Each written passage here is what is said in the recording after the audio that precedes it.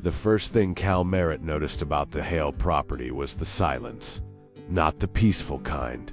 Not the wide, breathing quiet of open Texas land in the early morning, when the mockingbirds start up before the sun breaks the horizon and the air still carries that faint coolness that disappears by 7. This was a different silence. The kind that settles over a place when everything living has given up and left. The kind that has weight to it. He pulled his truck off Route 9 onto the dirt road that led to the property, the cracked Kaleche crunching under his tires like old bones, and he rolled to a stop just past the broken gate.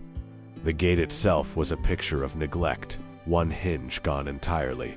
The wooden post rotted at the base, the whole thing leaning at an angle that suggested it had been meaning to fall for a long time and simply hadn't gotten around to it. A rusted chain was looped through the latch, more habit than security. Cal stepped out of the truck and stood there for a long moment with his hands on his hips, squinting against the flat October light. The land stretched out before him, about 140 acres of it, running back toward a low ridge of scrub oak and cedar that marked the western boundary. At one time, maybe 15 or 20 years ago, this had been a working cattle and hay operation. You could still see the bones of it if you knew what to look for. The remnants of old fence lines running east to west in uneven rows. The weathered posts still standing, the wire long gone or rusted into the soil. A stock pond in the lower corner, dry now, cracked like a shattered plate, ringed with dead cattails and a white crust of alkali around what had once been the water line. The pastures, if you could still call them that, were a patchwork of bare earth and invasive grass. Buffalo grass had taken over the south field entirely, dense and brown and brittle, good for nothing except catching fire. The soil where it was exposed was pale and hard, baked into something closer to ceramic than earth.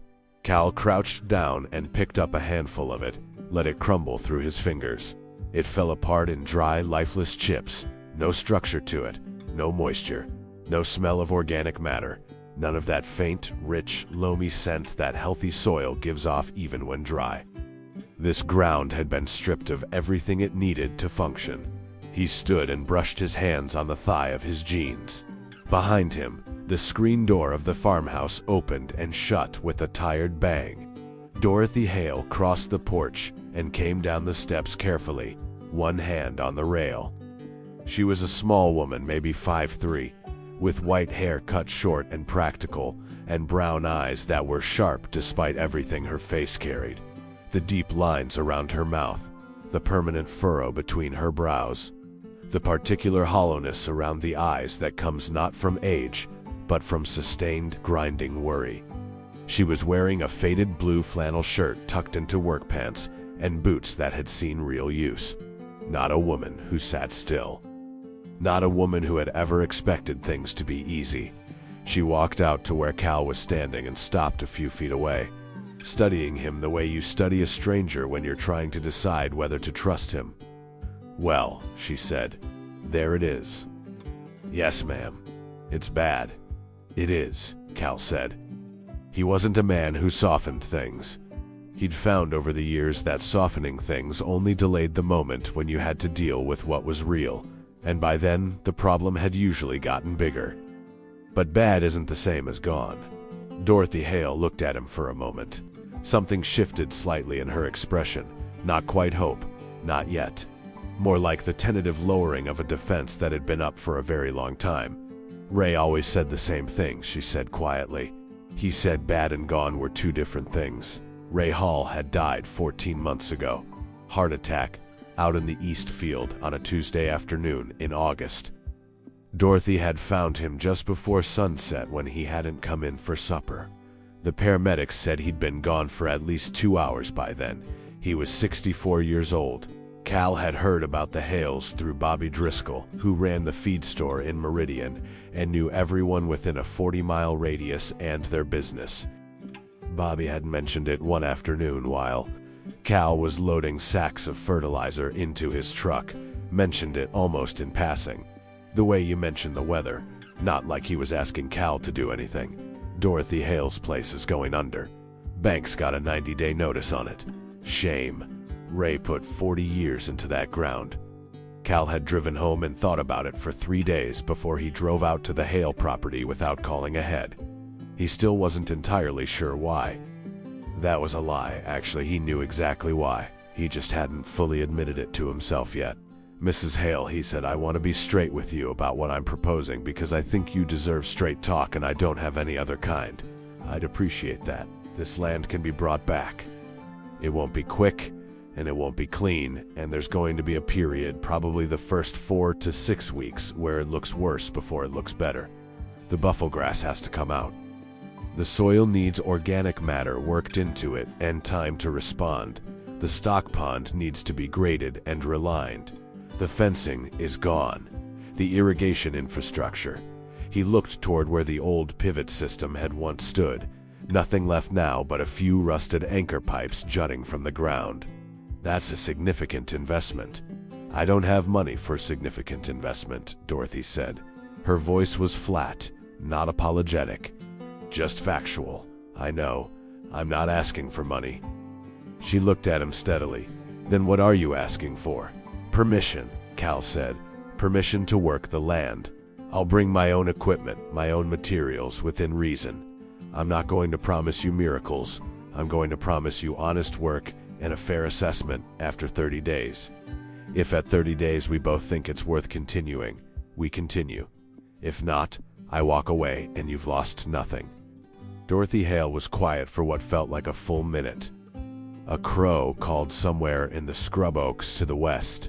The wind moved through the dead buffalo grass with a dry, papery sound. "Why?" she finally asked. It was the right question. Cal had known she'd ask it. He'd spent 3 days in his kitchen at night trying to figure out exactly how he was going to answer it. "Because I know what it feels like to watch something you built go under," he said.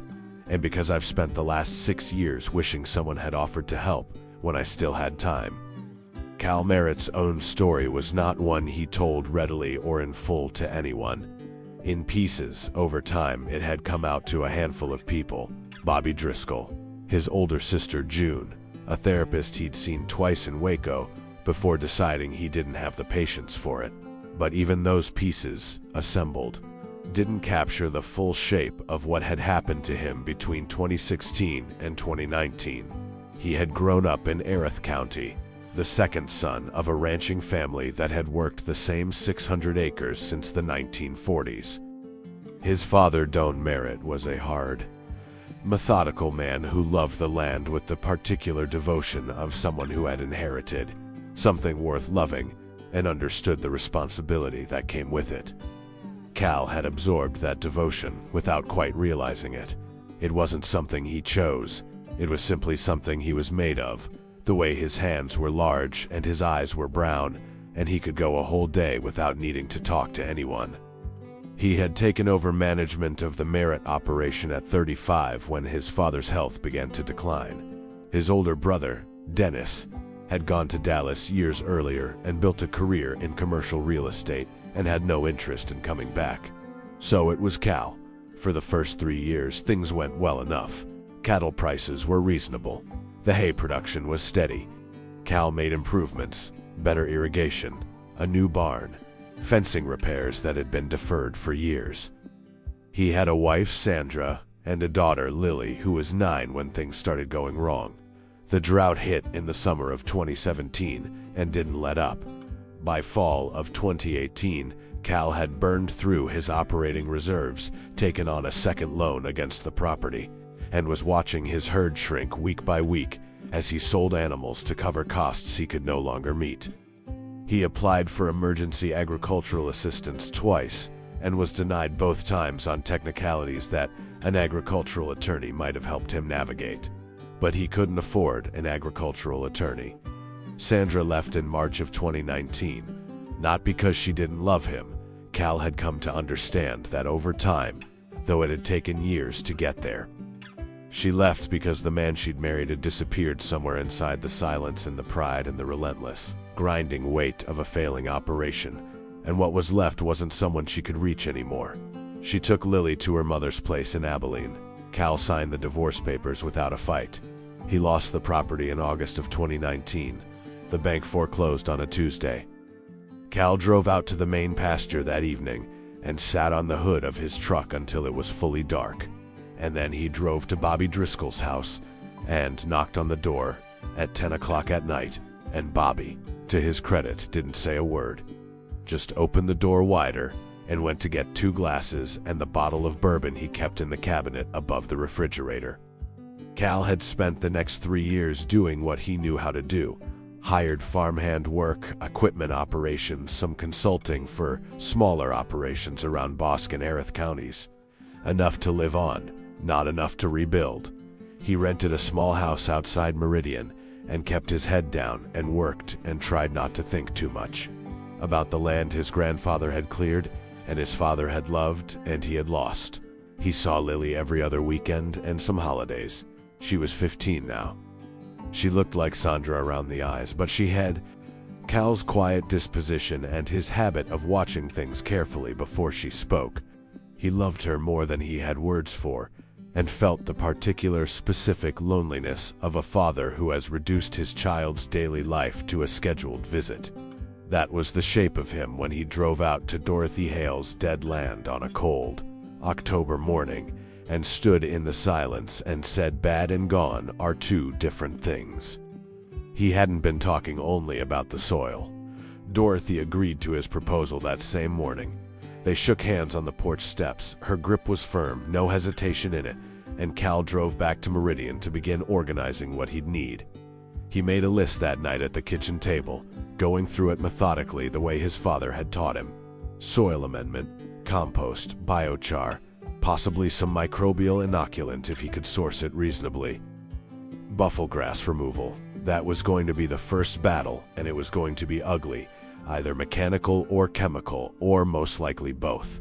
The stock pond needed a full assessment before he could plan the regrading. Fencing materials.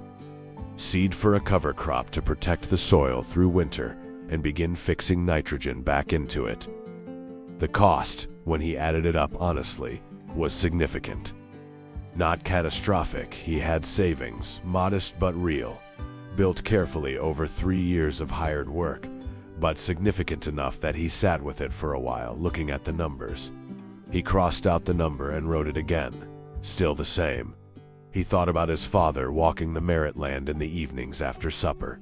Hands in his pockets, not doing anything in particular, just walking it, just being present with it. Cal had done the same thing as a boy without knowing why, trailing after his father in the dusty summer evenings, learning the particular grammar of a piece of ground where the soil changed, where the water moved, where the grass thinned because the caliche was close to the surface. He picked up his pen and began making a second list. Equipment he'd need to rent or borrow, people he might call for help with the labor-intensive parts. Bobby Driscoll, who knew everyone. Marcus Webb, who ran a small excavation business out of Clifton and owed Cal a favor from 3 years back when Cal had spent 2 weekends helping. The Lartifer place had collapsed cattle guard on his property. He worked until midnight and then folded the lists and put them in his shirt pocket and went to bed. He was back at the Hale property at 7 the next morning. Dorothy was already up, standing on the porch with a cup of coffee, watching him pull through the gate. "I made a pot," she said when he got out of the truck. "I appreciate that," Cal said. He sat at her kitchen table, a heavy oak table that had clearly been in the house for decades, scarred and solid, and drank the coffee and walked her through his plan. Not in abstract terms, but specifically, what he was going to do first, why, what he expected to see at each stage, what the risks were. Dorothy listened without interrupting. She asked 2 questions, both of them sharp, practical questions that told him she understood farming better than most people half her age. When he finished, she was quiet for a moment. "My son is going to be a problem," she said. Cal looked up from his lists. "Greg lives in Houston," she said. "He's coming up next weekend. He hasn't been happy about the situation here, about the bank situation." She paused. "About any of it, really. What kind of problem?" Cal asked. Dorothy wrapped both hands around her coffee cup, the kind that comes from a man who feels guilty about being gone and deals with that guilt by trying to control everything when he shows up. Cal nodded slowly. He understood that particular dynamic. He had his own version of it, in different form. "I'll deal with Greg when the time comes," he said. "Right now I need to deal with your Bufflegrass." For the first time since he'd met her, Dorothy Hale smiled. It changed her face entirely. "Well," she said, "at least you've got your priorities straight. The first week was brutal." Cal had arranged the rental of a skid steer with a brush cutter attachment from an equipment yard in Stephenville, and he spent 3 full days running it across the south field, cutting the Bufflegrass down to the crown. The work was loud, dusty, relentless. The dried grass exploded into clouds of chaff and seed that coated everything: his clothes, his face, the inside of his truck cab. By the end of the first day, his eyes were red and his lungs felt like he'd been breathing chalk. After the mechanical cutting, he applied a targeted herbicide to the root crowns necessary, he knew, because Bufflegrass was notoriously persistent, and if you only cut it without killing the root system, it came back stronger. He hated using herbicide. It felt like an admission of something. But leaving the Bufflegrass was not an option. It was allelopathic, producing chemicals in the soil that actively suppressed other plants, and it would undo every other improvement he made if he let it persist. Dorothy brought him lunch both days: sandwiches, a thermos of iced tea, once a container of chili that she said had been her husband's recipe, and that Cal ate slowly and with full attention, the way something deserves to be eaten when it was made with care. On the 4th day, he began soil amendment work on a test section of the East Field, about 12 acres. He tilled the dead surface, worked in a thick layer of compost he'd sourced from an organic operation near Waco, and added biochar he'd made himself over 2 evenings in a burn barrel at his rented property. A slow, careful process his father had never used, but that Cal had studied in the lean years, reading everything he could find about soil restoration because knowledge was one of the few things that didn't cost money. He also called Marcus Webb. Marcus showed up on Saturday morning with his excavator and his teenage son, Darius, and the 3 of them spent the day assessing the stock pond. The news wasn't as bad as Cal had feared. The liner was cracked and needed patching. The inlet channel had silted in badly, and the banks had eroded into an unstable profile that would continue collapsing without intervention. But the basic structure was sound. Marcus estimated 2 full days of excavator work to fix it properly, plus materials. "What's this for?" Marcus asked, standing at the edge of the dry pond bed, pushing his boot against the cracked clay floor. "A widow who's about to lose her land to the bank," Cal said. Marcus was quiet for a moment. He was a compact, deliberate man in his mid-50s, with graying temples and the measured way of speaking that Cal had always respected. "I'll do the excavation at cost," Marcus said. "Materials only." Cal looked at him. "Don't look at me like that," Marcus said. "I grew up 2 counties over. I know what it means to lose land." By the end of the 2nd week, the south field looked, as Cal had promised, worse than before. The cut Bufflegrass lay in pale windrows across the bare earth. The herbicide had killed what was left of the standing grass, leaving the soil completely exposed. The East Field, where he'd begun the amendment work, looked raw and disturbed, the dark compost laid in strips across the pale native soil. Dorothy walked the fields with him on Sunday evening of the 2nd week, and Cal watched her face carefully as she took it in. "I know it looks bad," he said. "It looks like a disaster," she said, but her voice was level. "Ray used to say the ground has to be broken before it can be healed." He was right about that. They walked to the east fence line and stood looking back at the farmhouse, maybe a quarter mile away. The light was going orange and low, the kind of late October light that makes everything look like it's been painted by someone who loved the subject. "How long were you married?" Cal asked. It wasn't the kind of question he normally asked. He wasn't sure what made him ask it. 41 years, Dorothy said. We were both 23. Everybody said we were too young. She paused. They were wrong. Cal didn't say anything. The silence was comfortable, the kind that only happens between two people who are both at that moment thinking of something painful and don't need to explain it. You lost your farm, Dorothy said. It wasn't a question. Yes, Bobby Driscoll told me. When I asked about you, I thought he might have. He said you were the most capable man he'd ever seen work a piece of ground, Dorothy said. He also said you were stubborn enough to be annoying, and that you'd worked yourself into the ground trying to save your own place before you'd ask for help. Bobby talks too much, Cal said. Bobby talks exactly the right amount, Dorothy said. That's why everyone tells him everything. Cal almost smiled. Almost.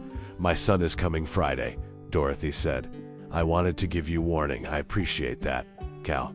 She turned to look at him directly. She was small enough that she had to tilt her head back slightly. Whatever Greg says or does, this is my land. My decision. I want you to know that. I know it, Cal said. I'm not sure you do yet, she said, but you will. She turned and walked back toward the farmhouse, her boots leaving small prints in the disturbed soil.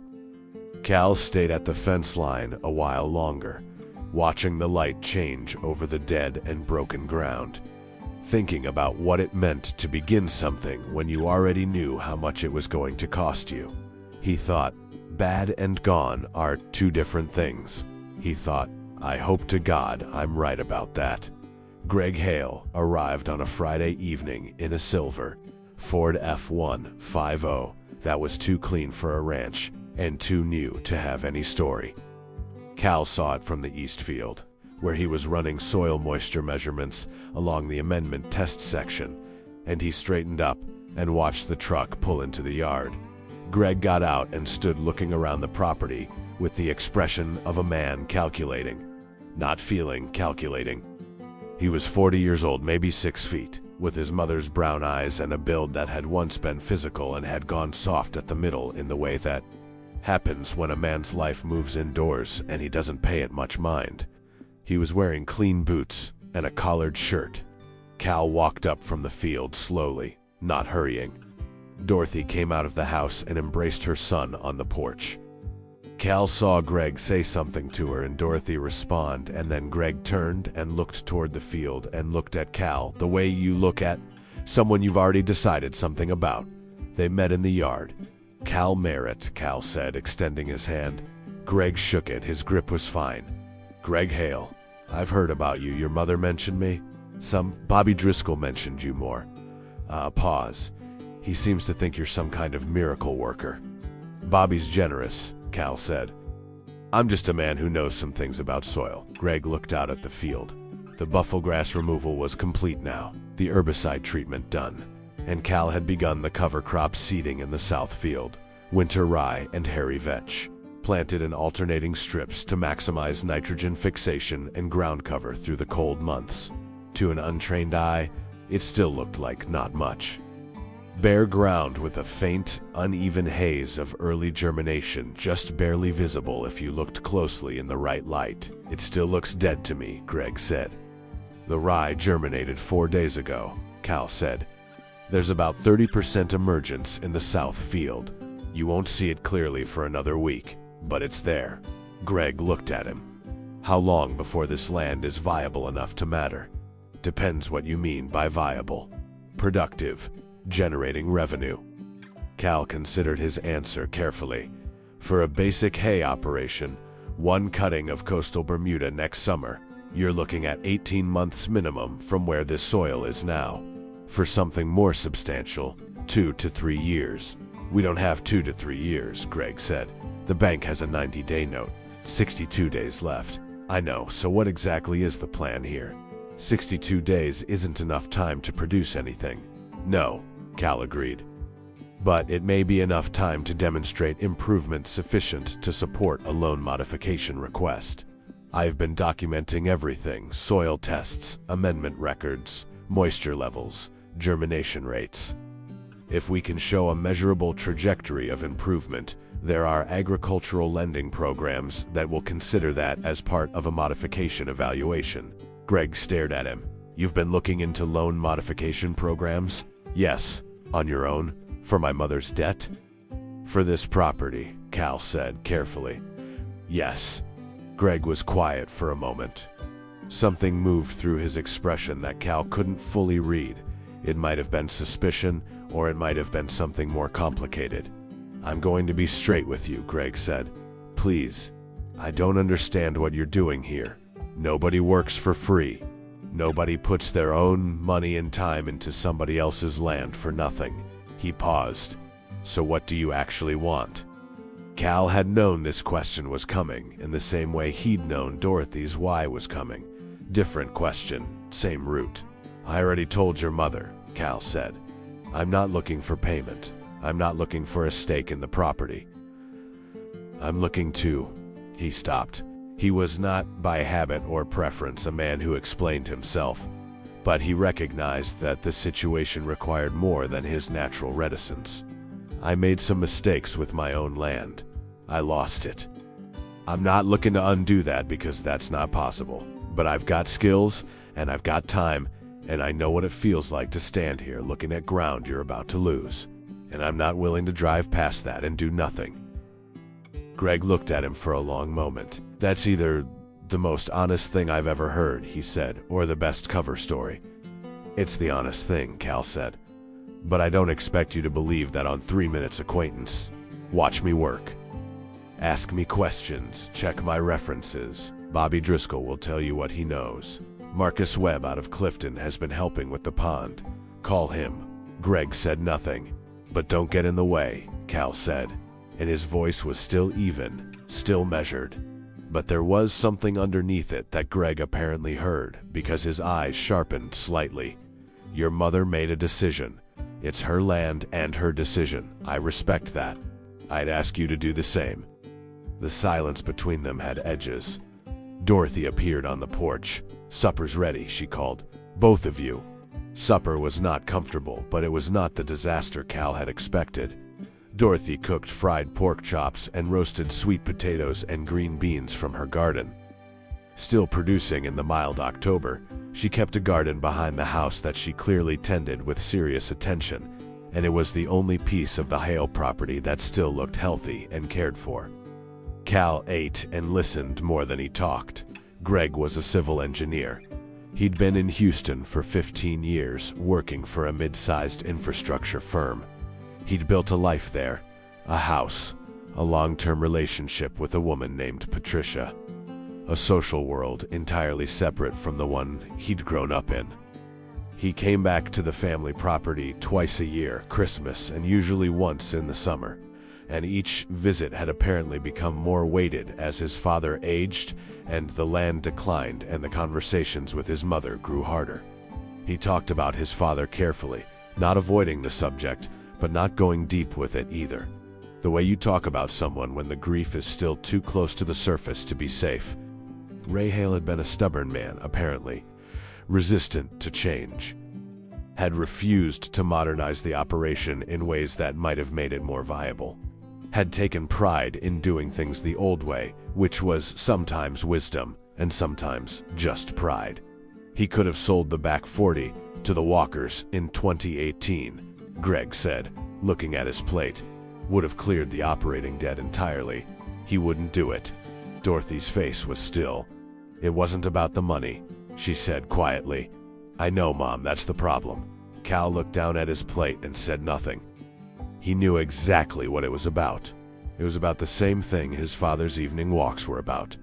It was about the thing that was almost impossible to explain to someone who experienced land purely as an asset.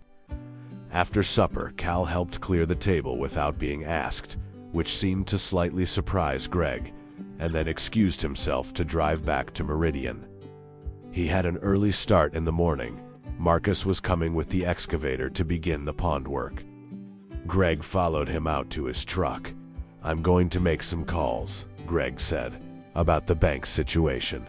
I have a contact at an agricultural credit union in Fort Worth. I want to understand the actual options before... He stopped. Before you decide whether I'm full of it, Cal said. A beat. Something like that.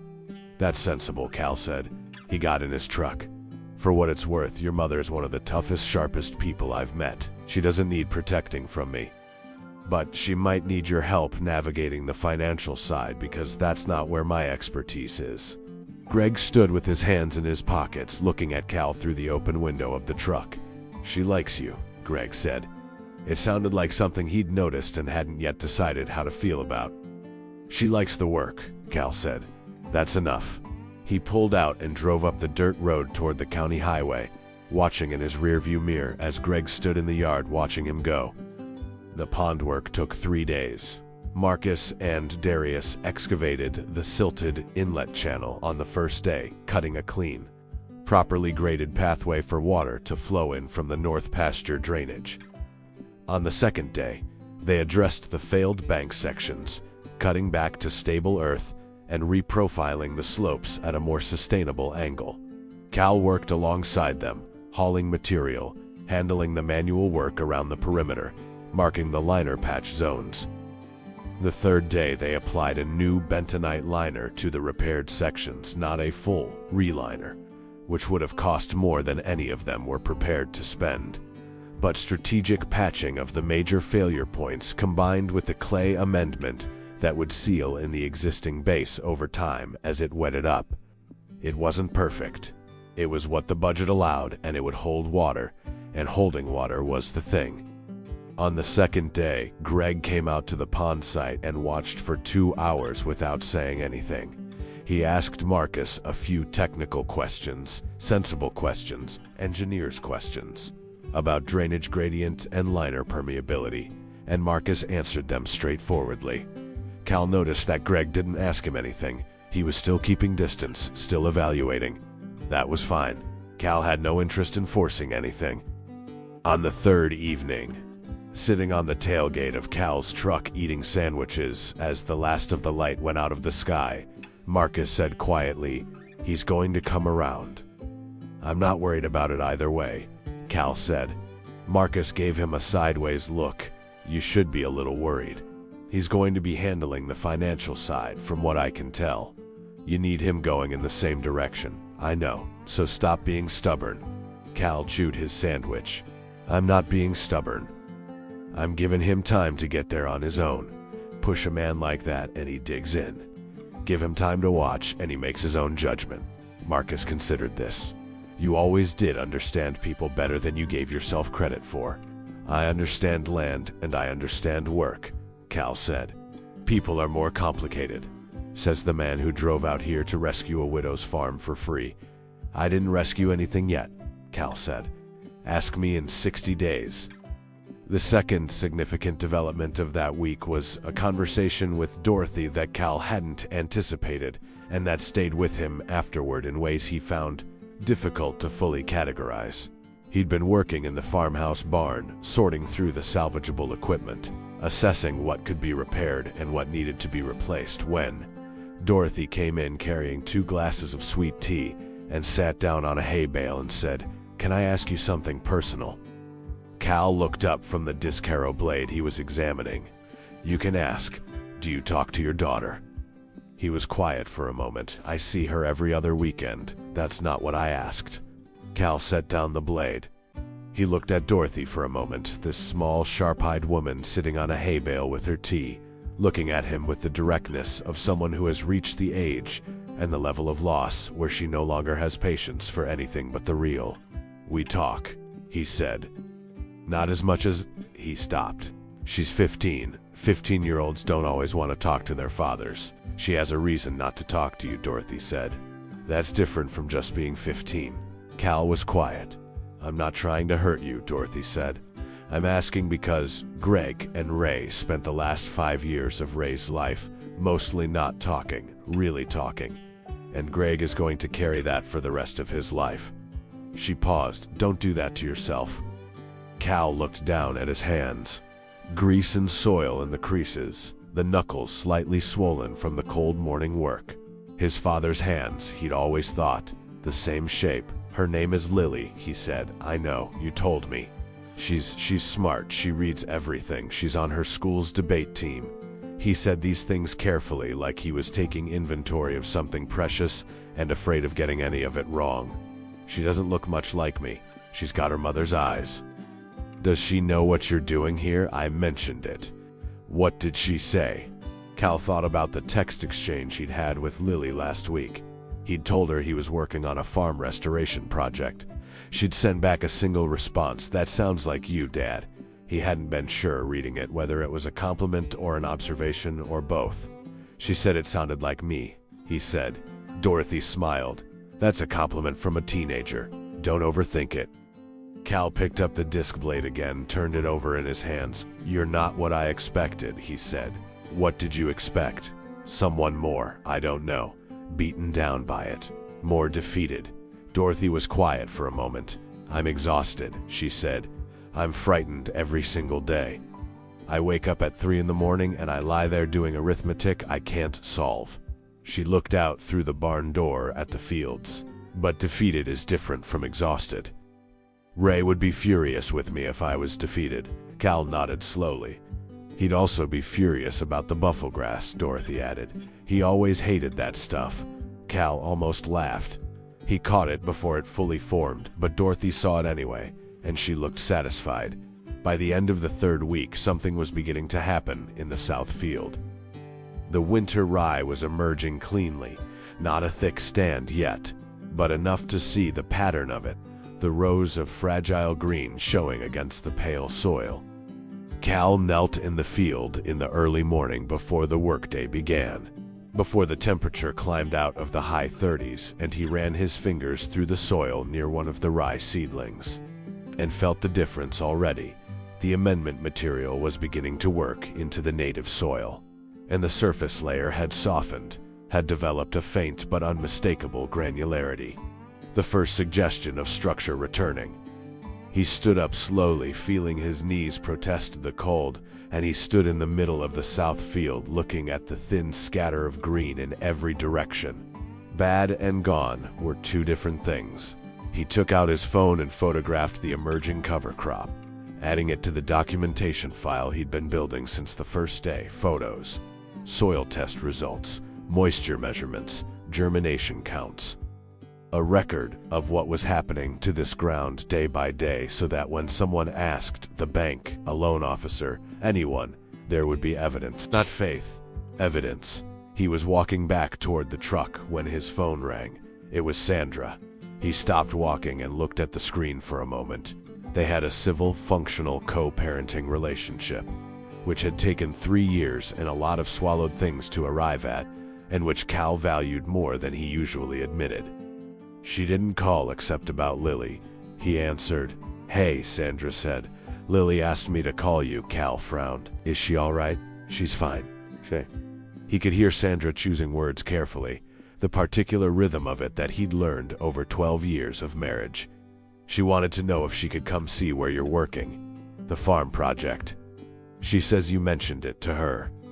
Cal stood in the middle of the field with the thin November light coming down and the first green of the rye around his boots. Yeah, he said. Of course she can come, whenever she wants.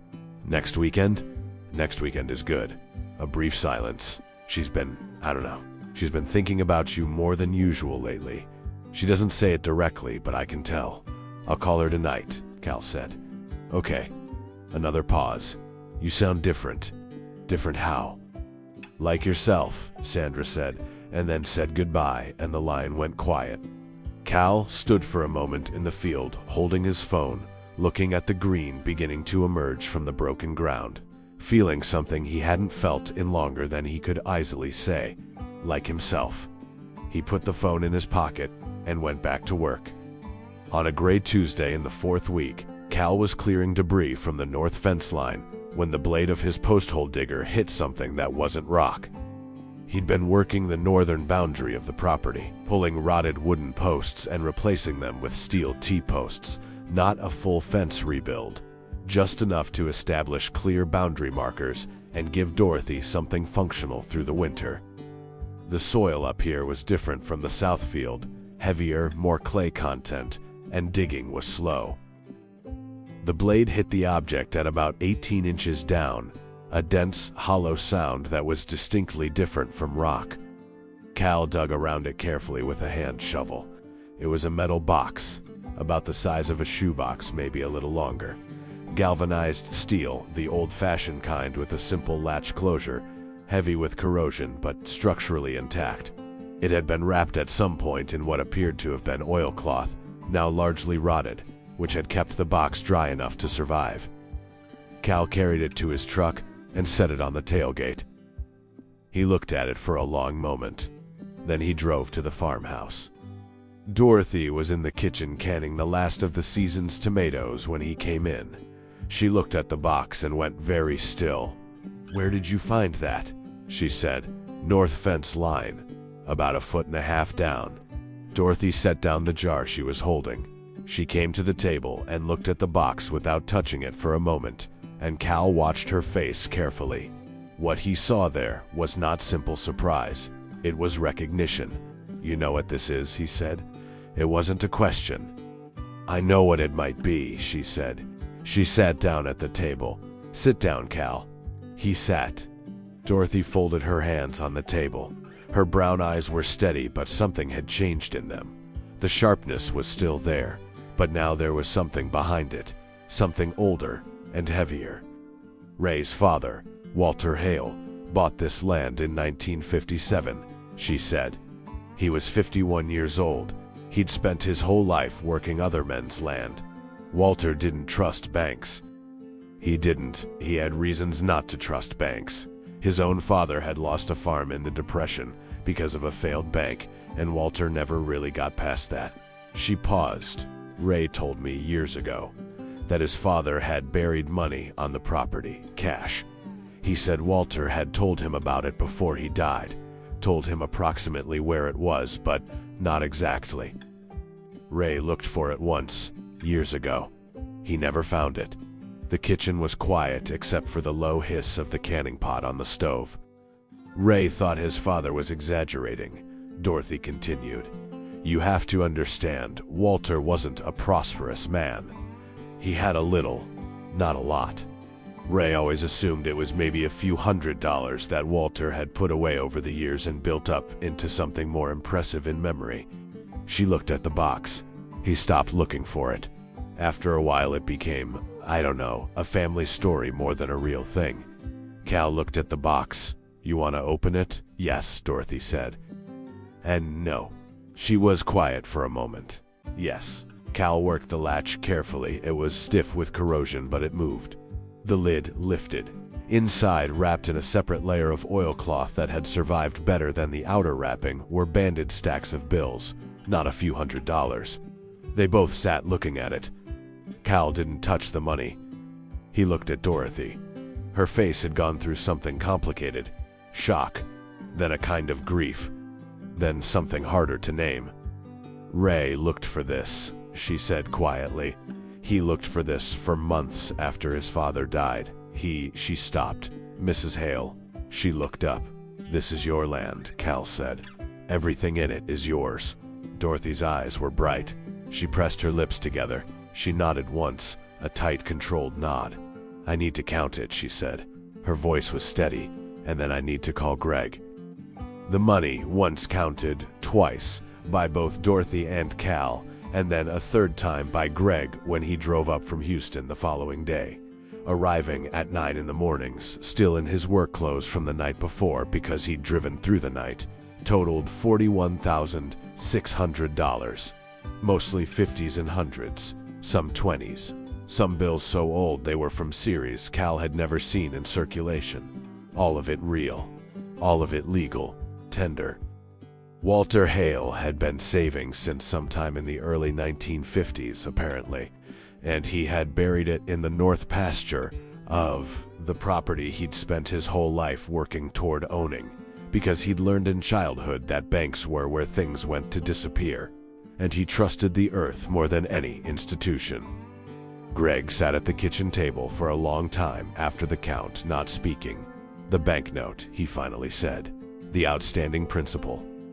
$63,000, Dorothy said. A silence. With this, Greg ran his hand over the stacked bills. With this and the modification application Cal has been building documentation for, he stopped. He looked at Cal. His expression had shifted over the past 12 hours into something that had no suspicion in it anymore. Just a man in the middle of a complicated set of feelings trying to think clearly. Walk me through the modification application again.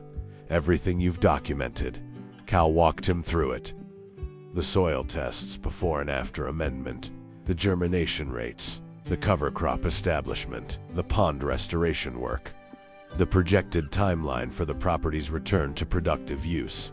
He had everything organized, dated, documented with photos and measurements, and third-party verification where possible.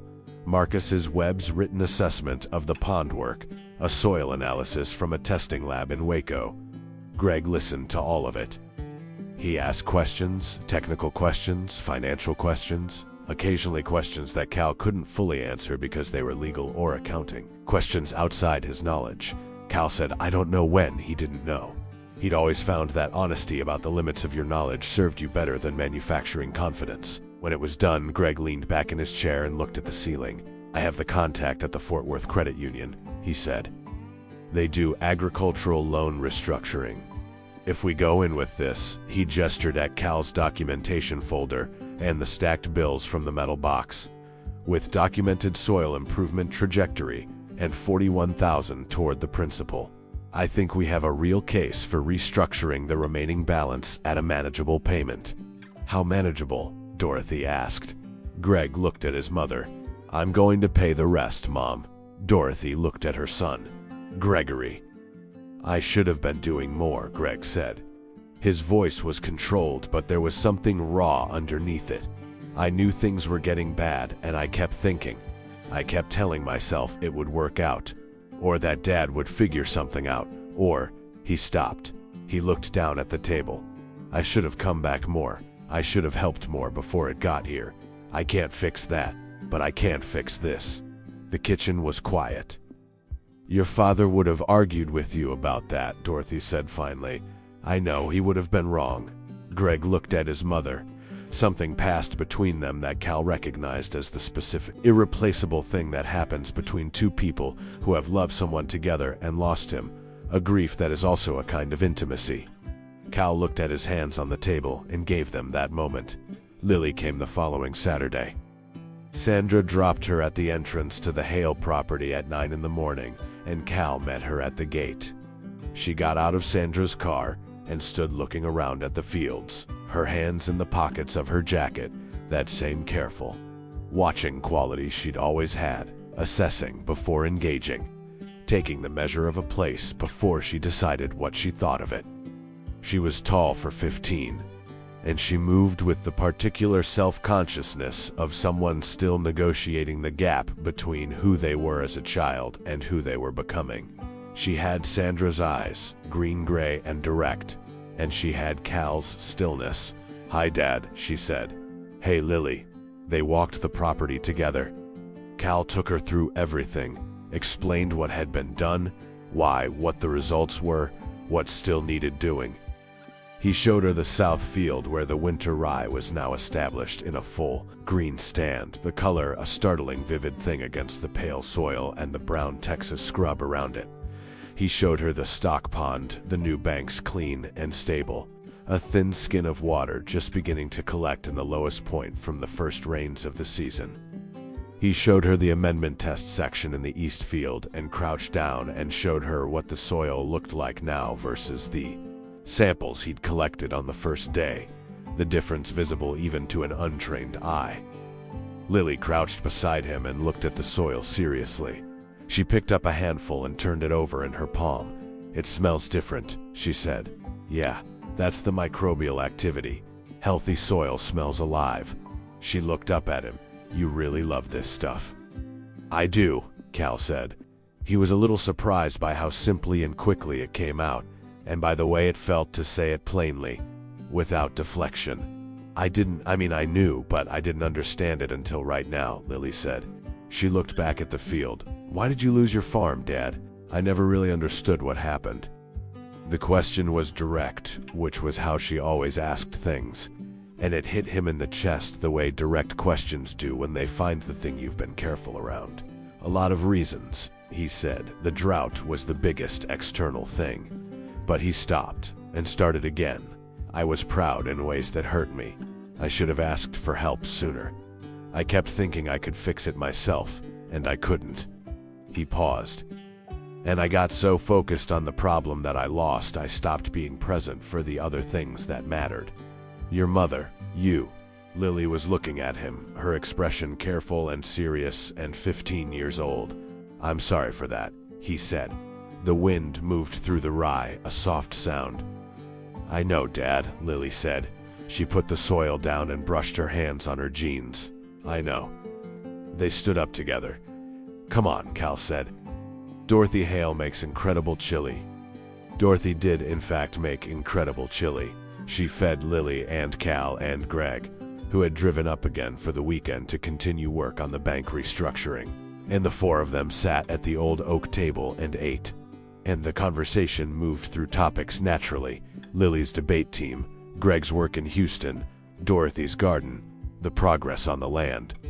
Cal watched Lily talk and watched Dorothy draw her out with the same direct attention she turned on everyone, and felt something loosen in his chest that had been tight for a long time. After lunch, Lily helped Dorothy clear the table, and they ended up in the kitchen together while Greg and Cal sat on the porch. And Cal could hear, faintly, Lily asking Dorothy questions about the farm's history, and Dorothy answering with the particular pleasure of someone who has spent too long with no one young to talk to. Greg sat in the porch chair with his coffee and watched the south field, the stand of green rye moving slightly in the afternoon wind. She's great, he said about Lily. She is, Cal said. She's got your eyes. I thought she had her mother's, but she's got both, Cal said. She's got the better parts of both. A comfortable silence. The credit union meeting is Thursday, Greg said. In Fort Worth, I want you there. Cal looked at him. You built the documentation case, Greg said. You should be there to present the land side of it. I'll handle the financial restructuring piece. That makes sense, Cal said. Greg wrapped both hands around his coffee mug. I want to say something, and I want to say it straight, because that seems to be the way things get said around here. Go ahead. I was wrong about you, Greg said. I came in here with a set of assumptions about what you were doing here and what you wanted, and I was wrong, and I want you to know I know that. Cal was quiet for a moment. You were being a responsible son, Cal said. I'd rather you'd been suspicious and wrong than trusting and wrong. Your mother's a tough woman, but she's in a vulnerable position, and it was right to look at me hard. Greg nodded. He looked at the field again. He would have liked this, Greg said. My dad, watching someone put this kind of work into the ground. He paused. He would have had a lot of opinions about how you were doing it. He would have told you were doing the rye too thick and the cover crop rotation was wrong and the pond liner patching was going to fail. He was wrong about most things agricultural in his last decade, but that never slowed him down any. Cal almost smiled. Sounds like a farmer. Yeah, Greg said. He laughed once, short and surprised at himself. Yeah, it does.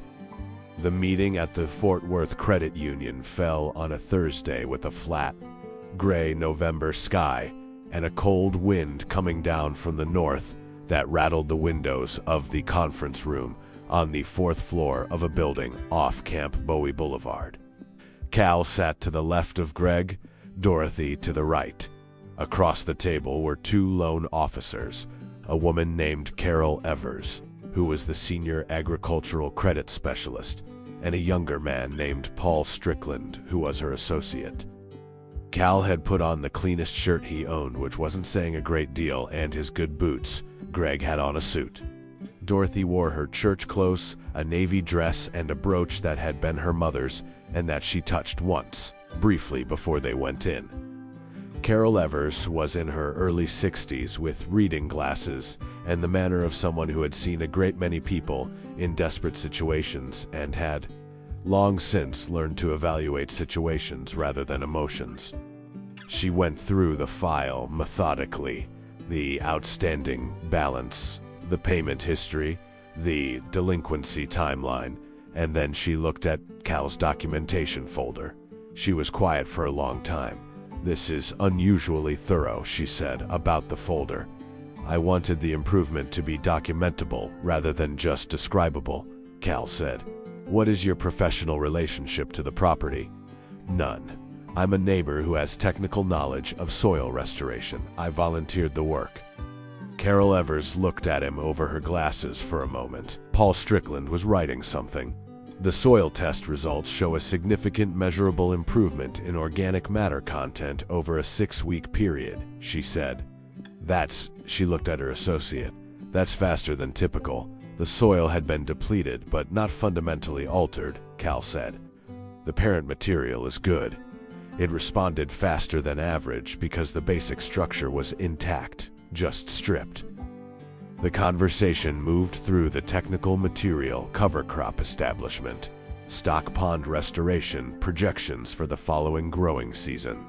Cal answered questions carefully and accurately. When he didn't know something with certainty, he said so. When he had documentation, he cited it. They were in the room for 2.5 hours. At the end, Carol Evers removed her glasses and set them on the folder. "I'm going to be direct with you," she said to Dorothy. "What you've brought us today is considerably stronger than what we typically see in modification requests. The combination of documented soil improvement, partial principal paydown, and a credible remediation timeline. That's a case we can work with." She paused.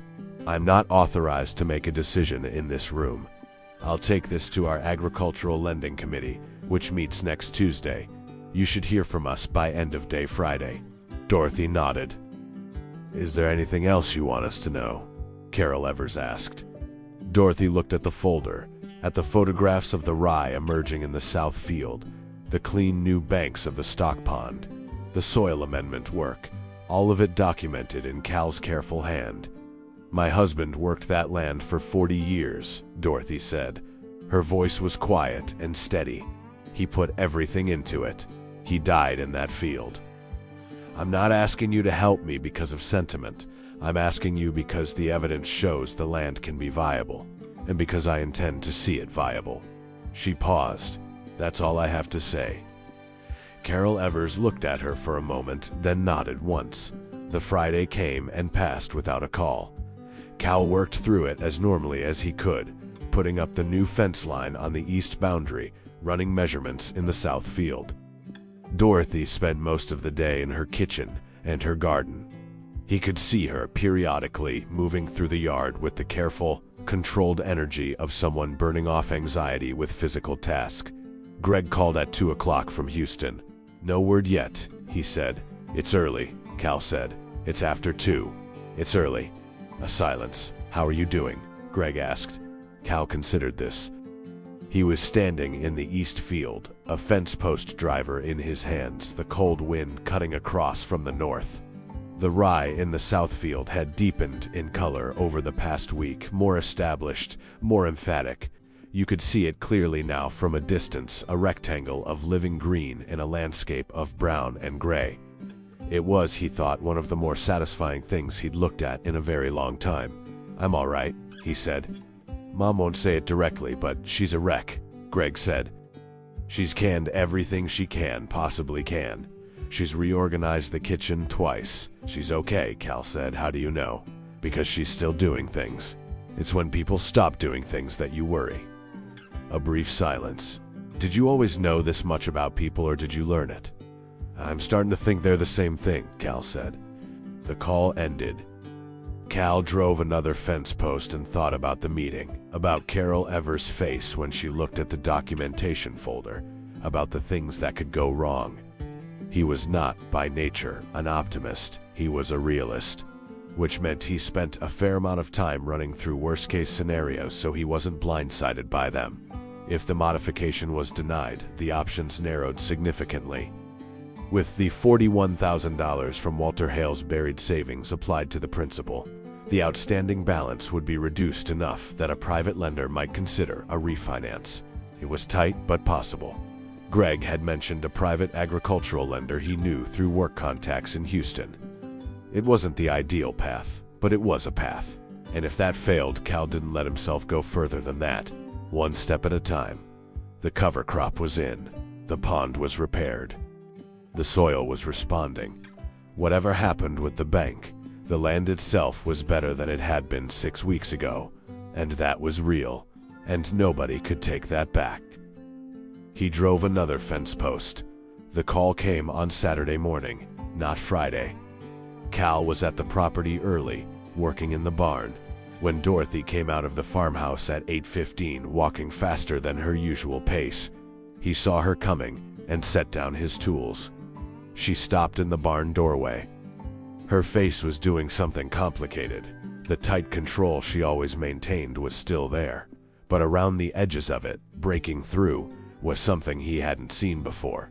Something that needed to be carefully managed, or it was going to overwhelm her entirely. They approved it, she said. Cal was still. Modified loan, 30-year term, new interest rate, lower than the original.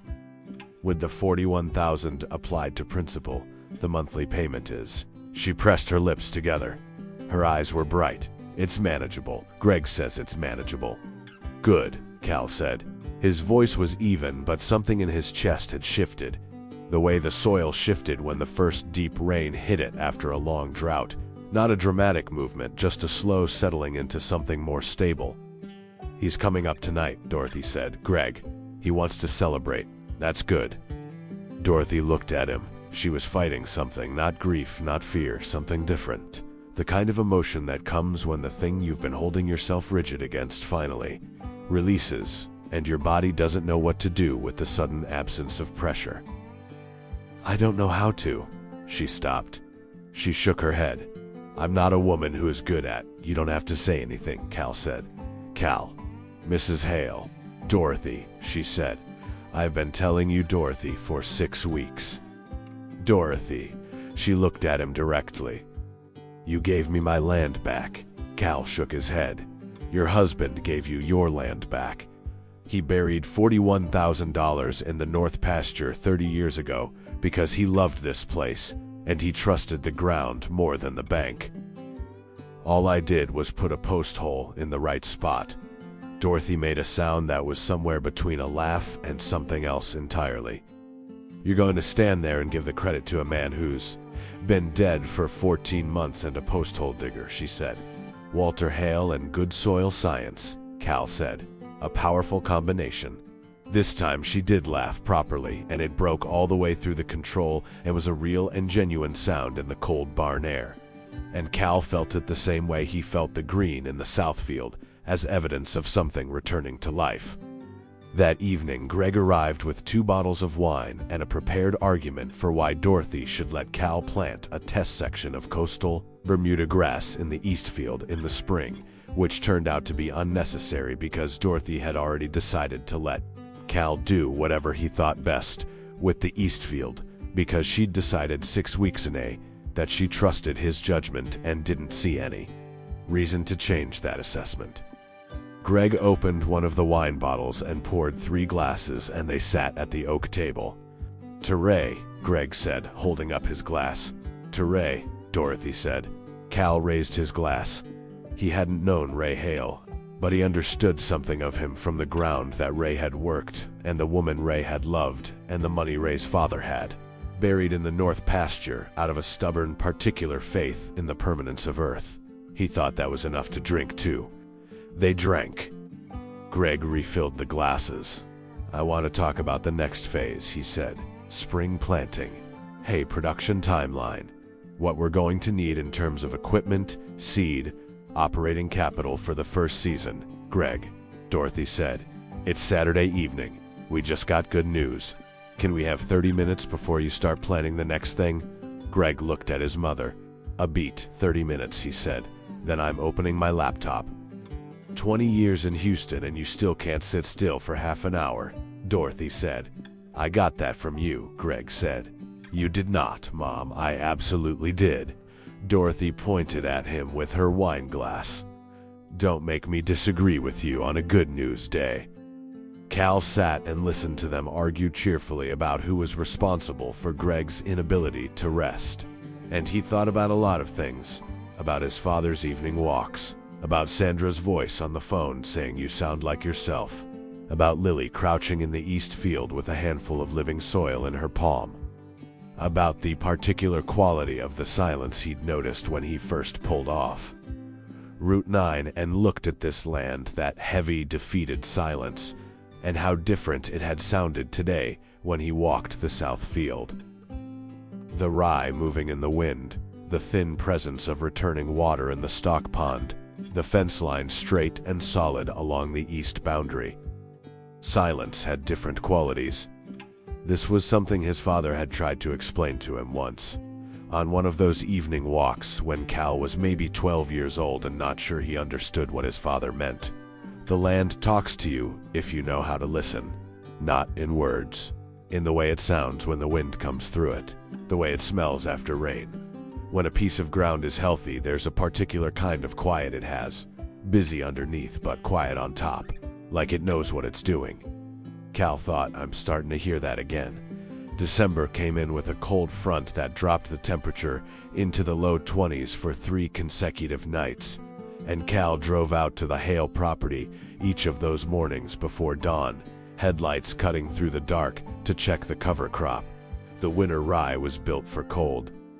That was the point of it, a crop that established in the fall and held the soil through winter, protecting the amendment work from erosion, continuing to fix organic matter as it grew, shielding the recovering microbial community below from the freeze, those cycles that could set back restoration progress. Cal knew this. But he drove out anyway, 3 mornings in a row, and crouched in the cold field with a flashlight and ran his hands through the frost-stiffened rye, checking. It held. Of course it held. It was what it was supposed to do. He stood up from his crouch on the 3rd morning, stiff-kneed and cold, and looked at the field in the half-dark. The rye just barely visible as a dense, low texture against the pale soil, the whole south field covered in it. And he breathed out slowly and watched the vapor of his breath dissolve in the cold air. He had not, he realized, felt this specific quality of anxiety about a piece of ground in years. Not since his own farm when he used to drive out in the drought years to check his pastures in the early morning and find them worse each day, the grass going pale, then brown, then gone, the soil cracking open in long irregular lines like the ground was opening its mouth. He had felt then a particular kind of grief that attached itself to the daily checking, so that the act of caring became also the act of witnessing the thing you cared about declining. This was different. He was driving out in the dark to check a field that was doing what it was supposed to do. The anxiety was the same shape, but it had a different center. Not fear of loss, exactly, but something closer to protectiveness, like the difference between guarding something that's breaking and guarding something that's healing. He drove back to Meridian as the sky went from black to gray to the first pale suggestion of color in the east. And he stopped at the diner on Main Street for coffee and eggs, and sat in the window booth and watched the town wake up around him. The early trucks pulling through, a woman walking a dog in a heavy coat, the feed store's lights coming on across the street. Bobby Driscoll came in at 7, as he apparently did every day, and spotted Cal and came to the booth and slid in across from him without asking. "How's the Hale place?" Bobby asked. "Good," Cal said. "Bank modified the loan." Bobby's eyebrows went up. "No kidding. No kidding." Well, Bobby poured cream into his coffee and stirred it with satisfaction. "Didn't I say you were the right person for this?" "You didn't say anything directly," Cal said. "You mentioned it in passing and then let me draw my own conclusions." "Same thing. It's not the same thing." "No, buddy, it is entirely the same thing." Bobby wrapped both hands around his mug. "And you're welcome."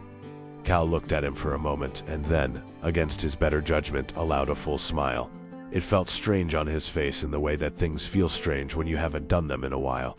Not bad, just unfamiliar. "Yeah," Cal said. "Thank you." Bobby looked faintly alarmed. "Did you just say thank you without being pushed into it? Don't make it weird." It's already weird. You've been in this county for 6 years, and I don't think I've heard you. Bobby? Right. Coffee. Sure. January brought the first substantial rain of the season, 3 inches over 2 days. The kind of soft, steady rain that the soil could absorb without running off. The kind that went deep. Cal stood at the edge of the south field after the second day and watched the water move across the cover crop and into the ground, and felt the particular satisfaction of a man who has spent 6 weeks preparing a piece of ground for exactly this moment. The amendment work was doing what it was supposed to do. The organic matter he'd worked in had improved the soil's water-holding capacity. You could see it in the way the water absorbed rather than sheeting across the surface the way it would have on the old depleted, hard-capped soil. It soaked in. It went down to where the roots were. The stock pond was filling. That was the thing that got to him most unexpectedly. He'd walked out to the pond on the second morning of rain and stood at the bank and watched the water level rising, slowly.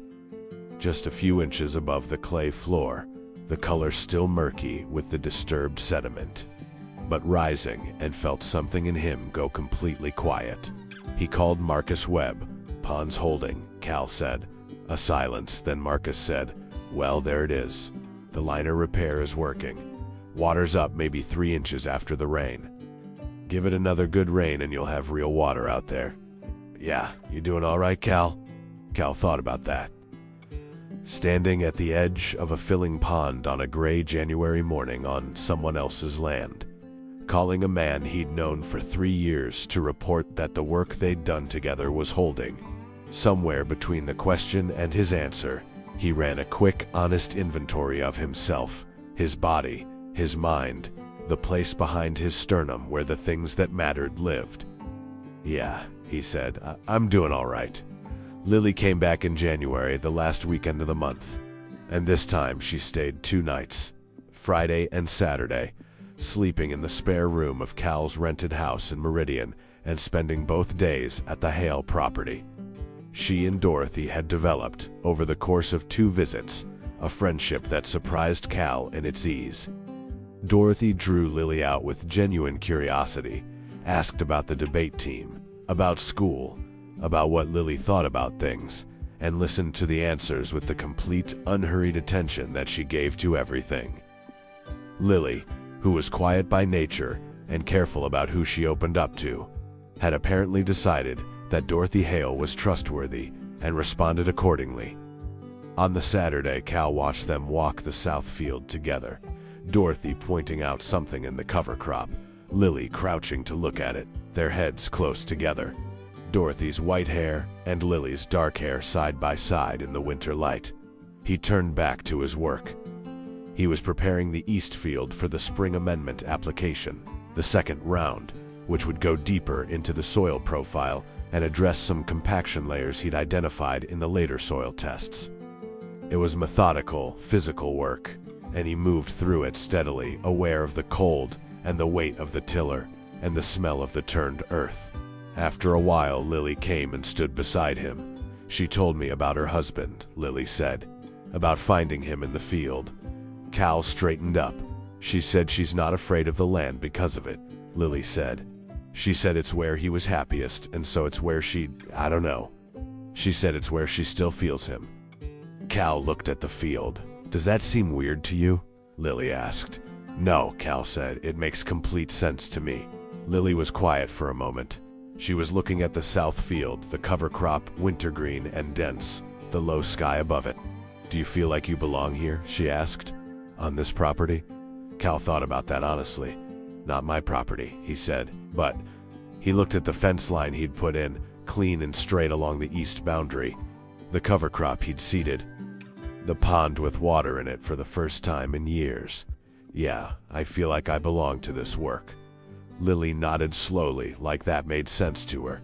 "That's kind of the same thing, isn't it?" "I think so," Cal said. She picked up a handful of the amended soil and held it in her palm the way she'd done the first time she came, and looked at it carefully. "It smells really different now," she said. "From the first time? Stronger?" "Yeah, like more. Like it's actually there." She let it fall through her fingers. "You did that. The soil did that," Cal said. I just helped it remember what it knew how to do." Lily looked up at him, squinting a little against the thin winter light. She had Sandra's eyes, but she was looking at him with something in her face that was recognizably his, the same careful, slow assessment. "Dad," she said. "Yeah, I'm glad you're doing this." He looked at her. 15 years old, standing in a Texas field in January, hands dirty from the soil his labor had helped restore. His daughter. More his daughter in this moment than she'd felt to him in years, not because anything had changed officially. Not because the divorce had been undone, or the distance had been erased. But because she was standing here and she'd chosen to come, and she was looking at him the way you look at someone you've decided you want to understand better. "Me too, Lily," he said. February came and the days began to lengthen imperceptibly, the way they do in central Texas in late winter. Not dramatically, not with any big announcement, but in the small measurable ways that a person paying attention begins to notice. The light lasting a few minutes longer in the evening. The mornings coming a shade less dark. Cal had been working the Haley property for 4 months. He brought in a soil testing company from Waco to do a full independent analysis of the east and south fields, the same company that had done the initial baseline test in October, so the comparison would be clean and documented. The results came back in mid-February, and he sat at Dorothy's kitchen table and went through them with her and Greg, who was on the phone from Houston. The organic matter content had increased in the south field from 0.8% to 1%, a significant gain, more than Cal had projected at the start, partly because of the cover crop's contribution and partly because the soil had responded better than the pessimistic estimates would have suggested. The soil pH had moved toward neutral. The microbial activity was measurably elevated. The compaction readings in the amendment test area were down substantially. "What does that mean for spring?" Greg asked over the phone. "It means we can plant coastal Bermuda in the south field in April," Cal said, "with reasonable probability of a first cutting by late July. It's not going to be a heavy cutting, not from a first-year stand, but it'll be real hay." "From dead ground," Greg said quietly. "From recovering ground," Cal said, "which is a different thing." A short silence on the line. "I've been thinking," Greg said, "about the longer term, the east field, what it could carry." "Cattle?" Cal asked, eventually. "If the pasture reestablishment goes well, not this year." But Greg paused. "I called Patricia last week. He seemed to recalibrate. My partner. I told her what was happening up here and she came up last weekend to see the property." Cal and Dorothy waited. "She grew up on a farm in Arkansas," Greg said. "I didn't know that. I mean, I knew it, but I never thought about what it meant to her. She walked the south field for about 20 minutes and came back and told me she wanted to learn what Cal has been doing with the soil amendment, and whether we could apply any of it too." He stopped again. "She asked me what my long-term plan for the property was." "What did you tell her?"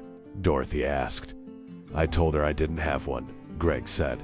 "And she said that seemed like a problem we should solve." The kitchen was quiet for a moment. "Greg," Dorothy said. "Mom, don't." "I'm just saying, I know what you're saying." "You could come home," Dorothy said. Quietly, carefully, the way you say a thing you've been not saying for a long time, if you wanted to. The phone line held the silence of a man doing something with his face that he was glad no one could see. "Let me talk to Patricia," he said, "about some things." "Take your time," Dorothy said. "The land isn't going anywhere." In March, Cal began the spring preparation in earnest. He'd sourced coastal Bermuda seed through a cooperative in Stephenville. He'd contracted a custom seeding operation for the south field, a service that combined seedbed preparation and planting in a single efficient pass, which made more economic sense than trying to do it in multiple stages with rented equipment. He'd done a final round of soil amendment in the east field, a deeper incorporation this time targeting the subsoil compaction, and planted a warm season cover crop there, sun hemp and cowpeas to continue nitrogen fixation and organic matter building through the summer. He worked long days, the kind of days that started before full light and ended after dark, that left him stiff and tired and satisfied in the deep, specific way that comes from doing physical work that has clear, visible results. Dorothy made sure he ate. That was the simple way to put it. She brought lunch to the field and made sure there was supper in the house if he was still working in the evening. And she didn't make a production of it or offer it as charity, but simply presented it as a practical fact, the way farmers have always fed the people working their land. Marcus Webb came back to help with the drainage project in the North Field, installing a simple but effective system to direct storm runoff toward the pond rather than letting it sheet across the surface and compact the soil. His son Darius, now clearly comfortable on the property, worked with them for 2 Saturdays running, and Cal noticed that the young man had a particular aptitude for reading the land's surface. He could look at a field after rain and trace the water's movement intuitively, suggesting drainage lines that Cal then verified with a level. He told Darius this directly because he believed people deserved to know when they had a real gift. Darius looked at him for a moment and then said, "My granddad used to take me around the property and do exactly that. I didn't know I remembered it." "The body remembers," Cal said, "even when the mind forgets." April came, and with it, the coastal Bermuda seeding. The custom seeding crew arrived on a Tuesday and worked the south field through the day, 32 acres of prepared seedbed receiving the grass seed in careful, overlapping passes. Cal watched and documented and occasionally consulted with the crew's lead operator, a compact, efficient man named Reuben, who had seeded coastal Bermuda all his adult life and who looked at Cal's soil preparation work with visible approval. "You did right by this ground," Reuben said when they stopped for lunch. "A lot of people want to skip the prep and go straight to seed. You can't skip the prep." "No," Cal agreed. "You can't. Who taught you?" "My father. Books. Trial and error." Cal paused. "Mostly the errors." Reuben nodded. "That's how it goes." Dorothy stood at the field's edge in the afternoon and watched the last of the seeding passes. Cal stood beside her. The south field had been transformed in a technical sense over the past 6 months, from bare, dead, compacted earth to a carefully prepared seedbed, rich with amendment material, protected through winter by the cover crop that had now been turned in to add to the organic matter load, ready for the warm season grass that would be its long-term productive cover. But looking at it now, freshly seeded, it looked quiet, expectant. "Now we wait?" Dorothy asked. "Now we wait," Cal said. Germination in 7 to 14 days with warm enough soil temp. Full establishment this summer. First cutting by August if conditions are good. And the east field? The cover crop goes in this week. Let it run through summer. Turn it in late August, rest it through fall. Bermuda seed next spring. Dorothy nodded slowly. She had learned the sequence of things over these months, not in a technical sense, but in the practical literacy of someone who has been paying close attention to work done well over a long period of time. She understood what was happening to her land in the way that mattered most. She understood its direction. "Cal," she said, "Yeah, what are you going to do after this, after the land is established?" It was a question he'd been asking himself for a while in the evenings at his kitchen table.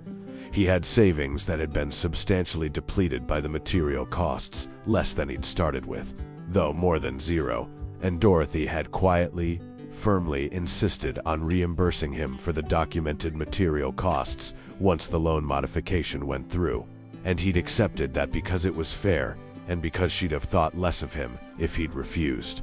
But what came next was a real question. "I'm not sure," he said honestly. "I've been thinking about it. There are other properties," Dorothy said.